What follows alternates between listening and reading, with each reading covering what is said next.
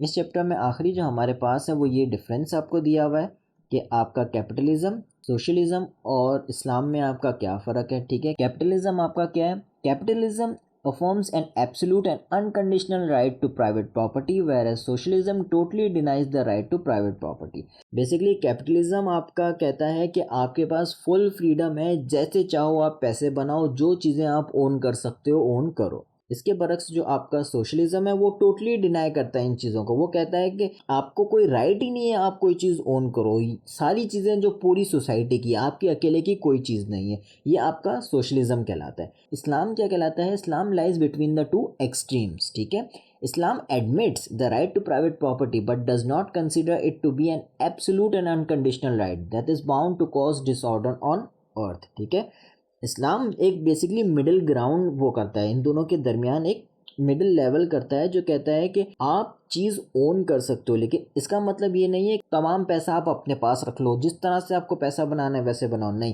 وہ آپ کو کہتا ہے پراپر طریقے سے آپ چیزیں کرو، پراپر طریقے سے آپ پیسہ بناؤ، اور وہ ان پیسوں میں آپ لوگوں کو شیئر بھی کرو، لوگوں کی مدد بھی کرو. آپ مختلف طریقے سے زکوٰۃ، صدقات، یہ ساری چیزیں لو تاکہ دوسروں کی ہیلپ ہو سکے. یہ آپ کا اسلام بتاتے ہیں. ٹھیک ہے، تو یہ تھا ہمارا بیسک ان تینوں کا ڈفرینس. جو اس کا نیکسٹ چیپٹر ہے اس میں مزید ان کو ڈیٹیل میں بتایا جائے گا کہ ان کے اندر مزید کیا کیا ڈفرینسز ہیں. تو یہاں پہ ہمارا چیپٹر 1 ختم ہوتا ہے. انشاءاللہ اگلے لیکچر میں ہم چیپٹر 2 کو دیکھیں گے. اللہ حافظ.